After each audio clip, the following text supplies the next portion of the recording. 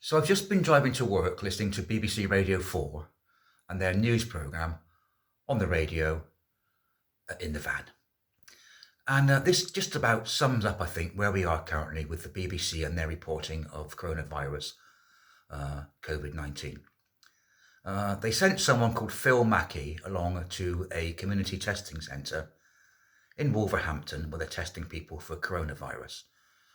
His name was Phil Mackey, and he was a BBC journalist.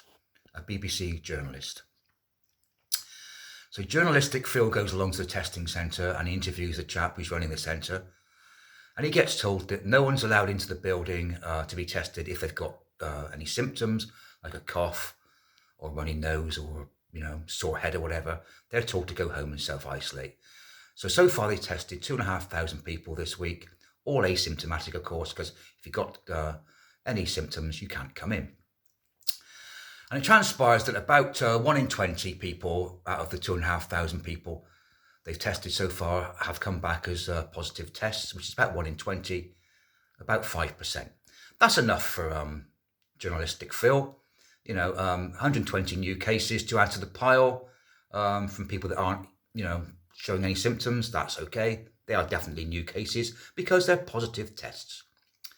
So journalistic Phil then thinks, I better have my test. So journalistic Phil takes his test, and journalistic Phil waits for his results to come through onto his phone. Oh, look, here we are.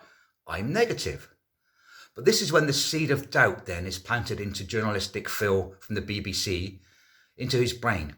Oh yes, he says, but of course, my test result comes back negative, but of course it could be a false negative, and I could actually be positive. So I should therefore stick to the rules, not be complacent, be a good lad and behave myself. So there we have it.